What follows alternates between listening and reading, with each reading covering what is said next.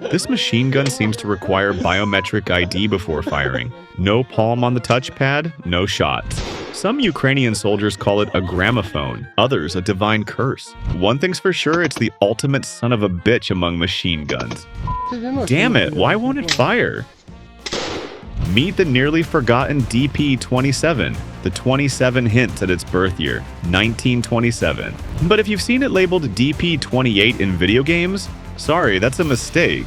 Its fire rate? A whopping 80 rounds per minute, 10 to 15 times slower than modern machine guns. But its range can reach 11,500 feet, which isn't too shabby. Once the standard for the Red Army and NKVD units, it's still kicking today. In 2022, DP-27s were handed to Ukrainian territorial defense forces, and they're still popping up on the front lines, sometimes tricked out with Picatinny rails and modern optics. Some soldiers have even used it to shoot down Shahed drones. Old but effective. It's got some quirks though, making it trickier to master than you'd expect. First, this disc, the reason it's called a gramophone, holds 47 rounds of 7.62mm ammo, stacked in a circular pattern, bullets pointing inward. See this funny little loop? It spins to show how much ammo is left. Pretty handy, right? But loading it? That's some next level kung fu. To load the disc, you need patience, or fewer fingers than Homer Simpson. First, insert a round, then twist the disc from the back. But wait, getting the disc into the gun takes a solid punch, and even then it won't fire unless you press the safety and trigger at the same time. Whoever designed this was definitely unique. But even that's not enough. You'd better say a prayer before firing, because the DP-27 loves to jam, especially when the enemy is charging your position. Why? Because the internal spring that feeds the rounds is either too strong when the disc is full, or too weak when it's half empty. Looks cool, but it's also the gun's biggest flaw. So why use a disc in the first place? Well, the Soviet Union was trying to copy the 1914 Lewis gun, but while the Lewis had a fancy lever system to rotate its drum, Soviet engineers found that too complicated, so they just slapped a spring inside instead. The result? The DP-27 spent its entire career feeling a little unfinished, but gun collectors still love it. In fact, you can still dig one up in parts of Europe, on old World War II battlefields. Support us with a like, it helps more people discover this video. But forgotten weapons aren't always just old junk. We see it! Fire!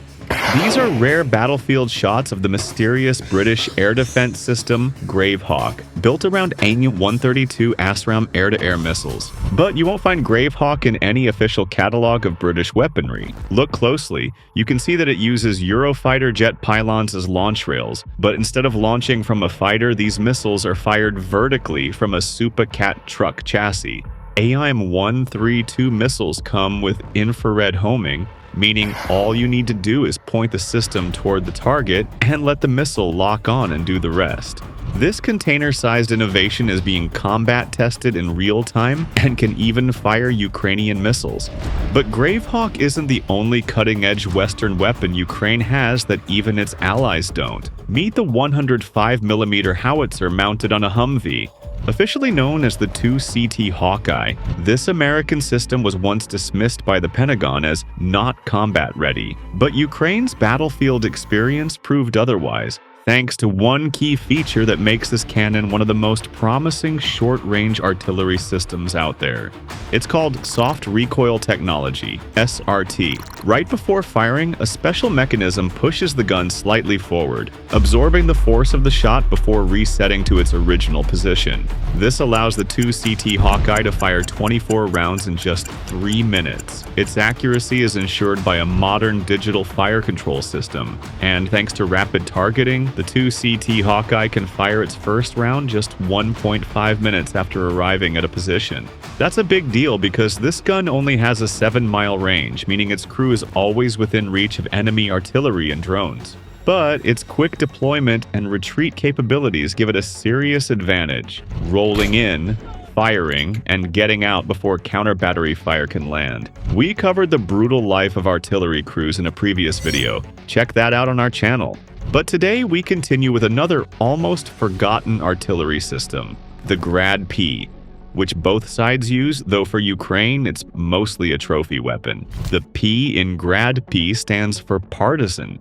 Originally built in the Soviet Union from 1965 to 1972 for the Democratic Republic of Vietnam. These rockets were meant to rain down on American troops. Over 1,380 launchers were produced. Looks like a DIY weapon, doesn't it? But don't be fooled. Grad-P is a wolf in sheep's clothing. Its launch rail is essentially a shorter version of the BM-21 Grad, and besides the tube itself, it has a tripod with aiming mechanisms and sights. The rocket is fired using a remote control with a 65.5-foot cable, meaning the operator can fire from cover, avoiding counter-battery fire.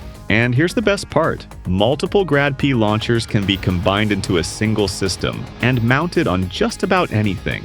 Our setup has 3 launch rails for 3 rockets.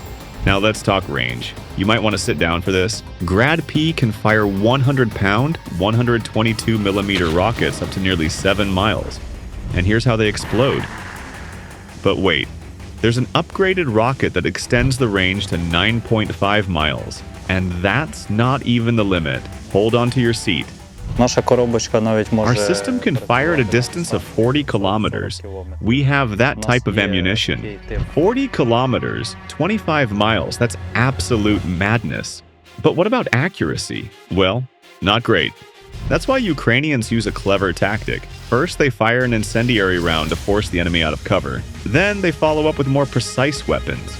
Artillery or kamikaze drones. Pretty diabolical, right? But hey, à la guerre comme à la guerre, as the French say. But Grad-P isn't the only blast from the past. Recognize this tank?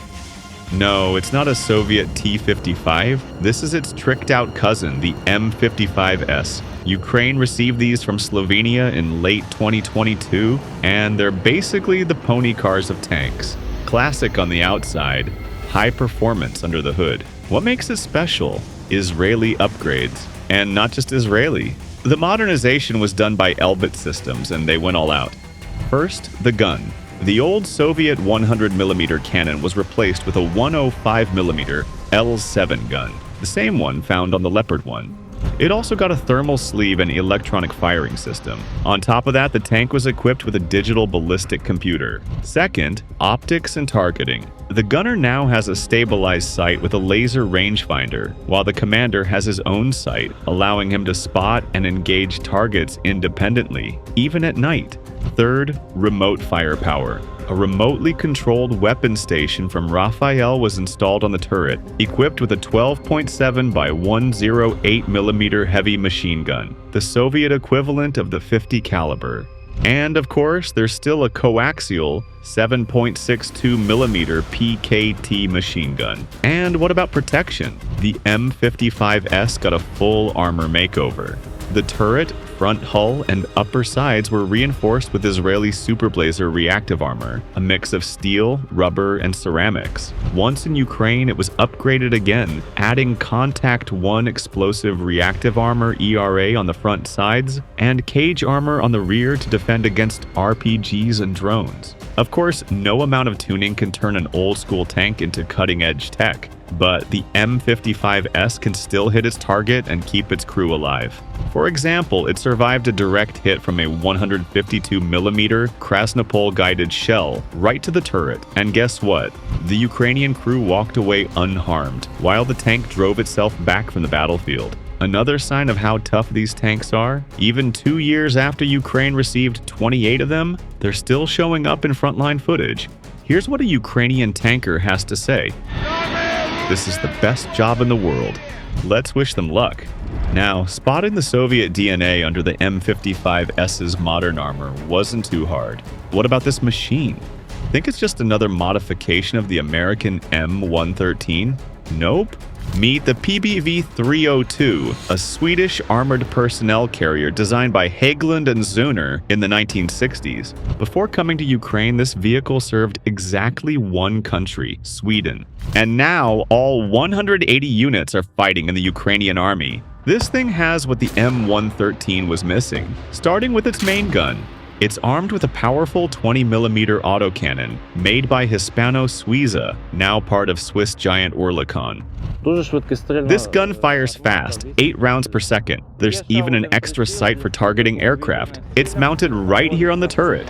We can engage air targets at altitudes of up to 2 kilometers. With a 505-round ammo capacity, it feeds from a magazine system, giving it rapid firepower. It's also got a 7.62mm KSP-58 machine gun, because why stop at just one weapon? This little APC is armed like James Bond. But it's not just about firepower. The Swedes made sure the crew of 2 and their 10 troops actually lived to fight another day.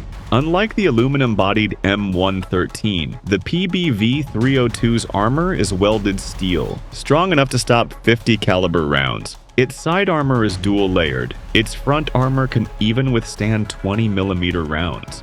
Of course, steel is heavier than aluminum, so the Pbv-302 weighs about 3 tons more than its American cousin.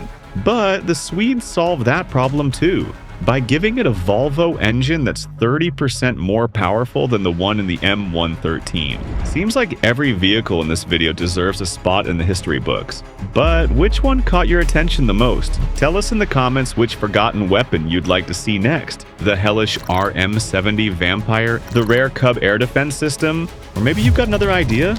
Drop it below.